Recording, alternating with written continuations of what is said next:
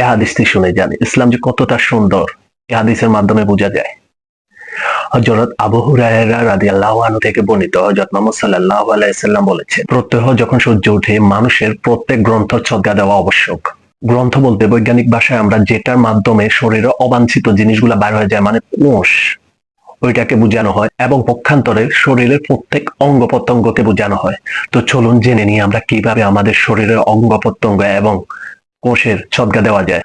এক, দুইজন মানুষের মধ্যে ইনসাফ করাটা হচ্ছে সদকা।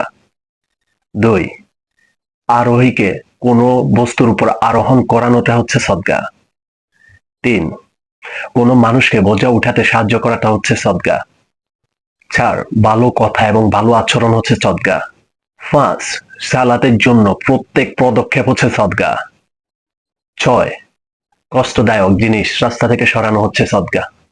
ইসলাম কতই না সুন্দর। তো সবাই ভালো থাকবেন, সুস্থ থাকবেন। আসসালামু আলাইকুম।